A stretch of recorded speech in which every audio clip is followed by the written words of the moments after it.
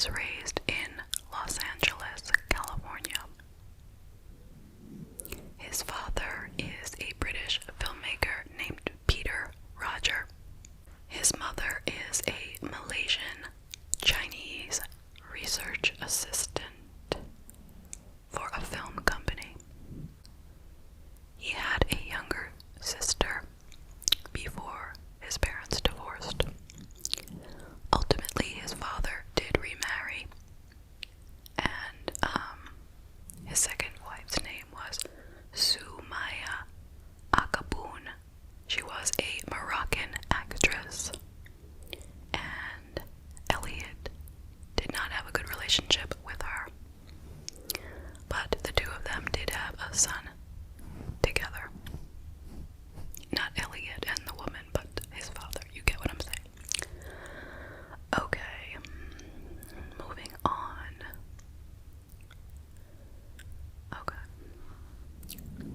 Rodger had seen multiple therapists since he was 8, but he had never been formally diagnosed with a mental illness, although he was diagnosed with pervasive developmental disorder not otherwise specified, which is an autism spectrum disorder. By the 9th grade, Rodger was increasingly bullied, and he wrote that he cried by himself at school every day.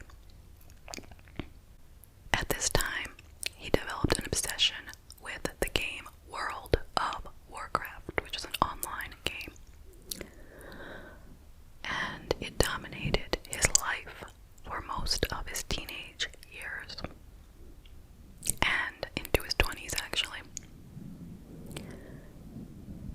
In high school,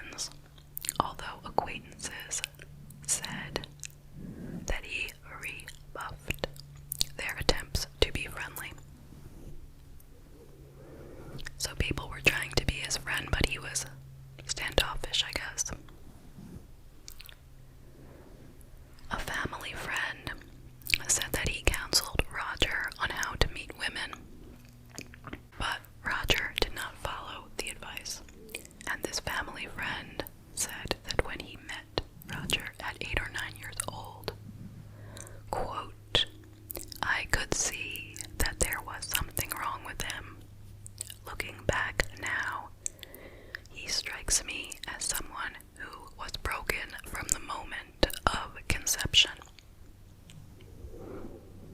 And I definitely agree with that. Not to say that this couldn't have been prevented, because it could have. But maybe hindsight is 20/20. So now we're going to talk about some early incidents of his, let's call it bad behavior, for lack of a better word. In 2011, he threw coffee on a couple that he was jealous of. There was another time, that same year, when he splashed coffee on two girls for not smiling at him. In 2012, he used a super soaker filled with orange juice to spray a group playing kickball at the park.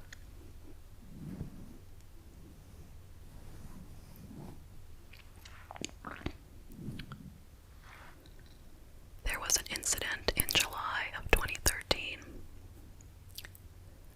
He wrote that after being mocked at a party, he tried but failed to shove some girls over a 10-foot ledge. But instead, some boys pushed him over, and his ankle was injured.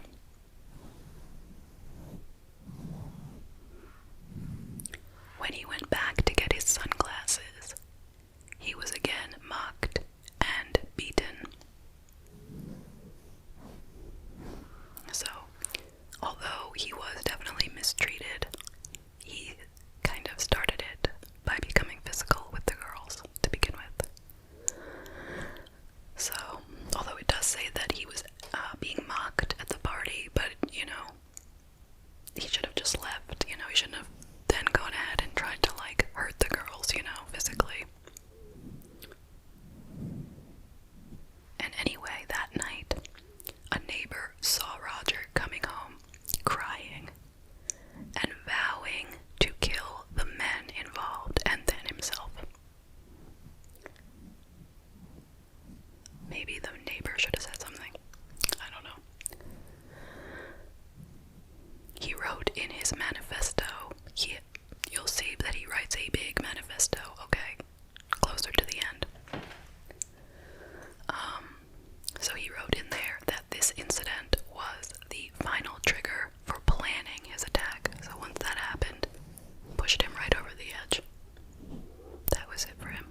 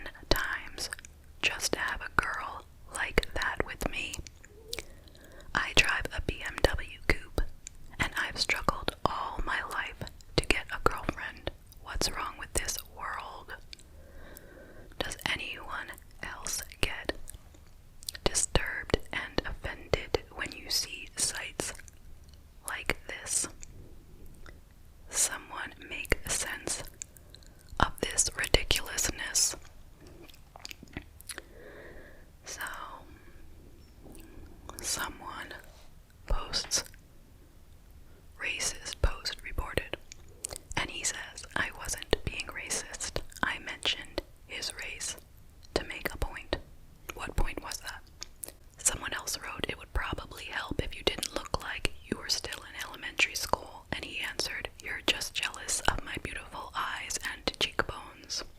Somebody else wrote, "I see you got rid of those serial killer-esque videos on YouTube." And he said, "My parents discovered the videos, so I temporarily took them down. They will be back up in a few days, along with more videos I filmed." And someone else said to that, "I'm not trying to be mean, but the creepy vibe that you give off in those videos is likely the major reason that you can't get girls." Another person responds to his original post, "So how do you know they were actually seeing each other?" And Elliot says, "I'm trying to convince myself that they were just friends or something, so that I can actually get some sleep tonight. Even if they were just friends, it still pisses me off that she is his friend and not mine." Somebody wrote, "LOL, no, I do not get offended, but I also don't struggle with women. He probably has a lot of power and wealth, so she is drawn to that gold and money." And Elliot said, "Did you even read my post? He was driving a Honda Civic, and an old model Honda Civic at that." So here is another post where Elliot Rodger was responding to something. I don't know what he was responding to exactly, but he said, "I laugh at those two losers in this thread who called me an average-looking manlet. It's so ridiculous that I'm laughing. Instead of getting angry, I am a drop-dead, gorgeous, fabulous, stylish, exotic gem among thousands of rocks. I'm one of a kind, completely the opposite of average. You're just jealous because I'm better looking than you, and you know it." To which somebody responded, "Drop the attitude. Nobody except a serial killer talks like you do. The narcissism and the tone. I've never seen you laugh. I bet you've never even smiled at a girl, let alone talked to one. There's your problem. People are attracted to positive personalities. They like to have a good time and be with other people that have a good time. It's pretty easy to, even if you're depressed, plus it helps to keep the mood light and make people comfortable. Like someone posted before, even if you're normally a serious person, and believe me, you are, I don't think a girl is going to hold it against you if you let some emotion out. But you have to share and emphasize with each other. It can't be a monologue like your videos. It will bring you closer to people. Try it out with anybody at all, friends and strangers, not just girls. Those are my thoughts." Okay, so now let's get back to the case. So he wrote this huge manifesto. It was 107,000 words, called "My Twisted World, the Story of Elliot Rodger." And he sent it to 34 people, including his therapist, his parents, and other family, former teachers, and childhood friends. In it, he said he'd originally sought to carry out an attack on Halloween of 2013,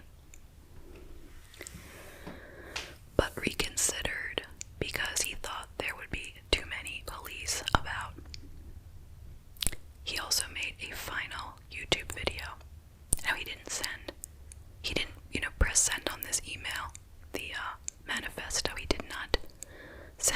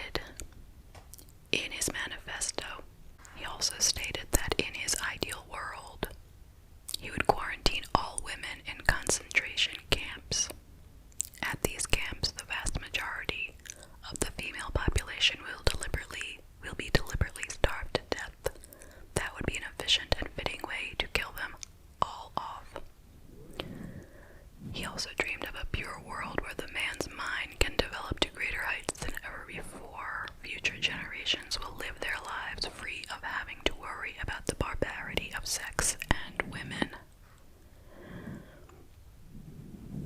He further stated that he planned to kill his half-brother and stepmother, but he was not mentally prepared to kill his father. Okay, so to prepare for this plan, in September of 2012, so his preparation started a couple years back. He visited a shooting range and practiced firing handguns. In November 2012, he purchased his first handgun, a Glock 34.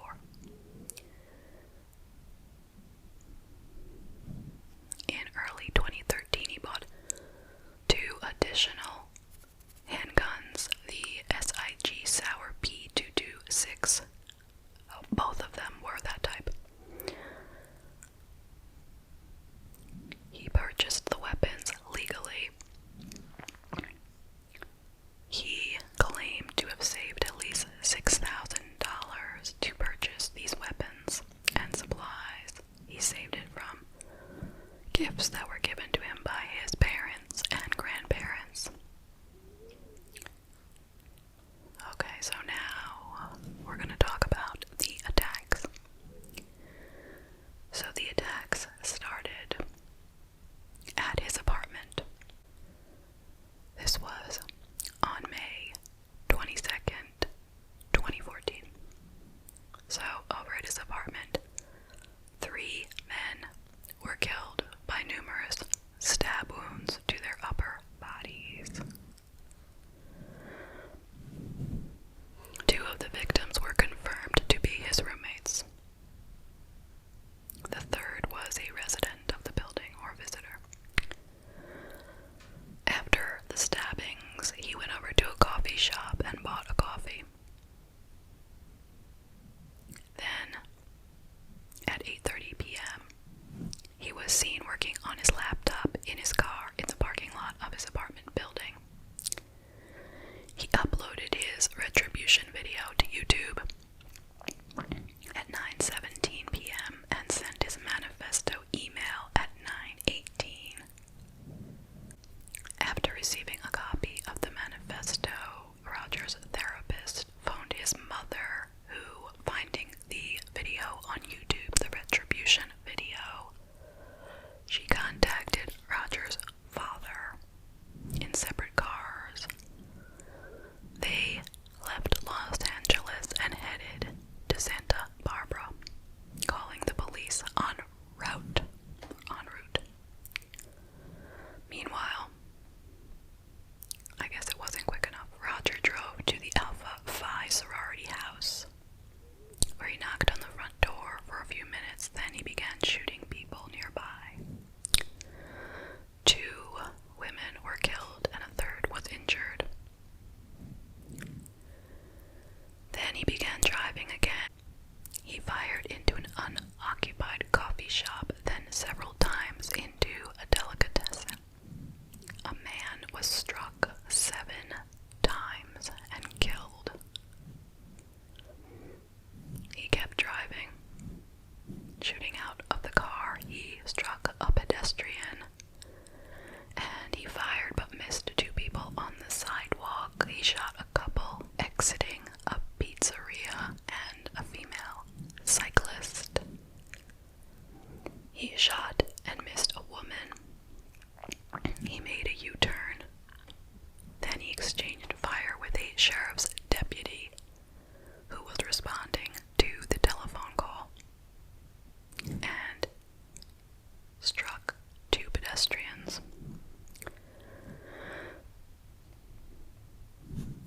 Still driving along, he shot and wounded 3 people on the street, and he struck a skateboarder and 2 cyclists with his car. He struck another skateboarder with his car and shot 2 other men at the intersection. I'm leaving out all the names of the streets that they have included, but I'm sure you don't need to hear those names.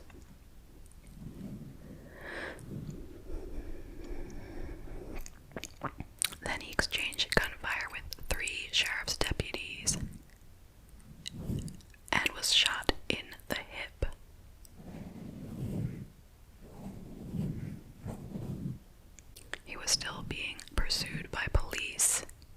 He now struck a cyclist, then crashed on the north sidewalk just east of the intersection. At 9:35,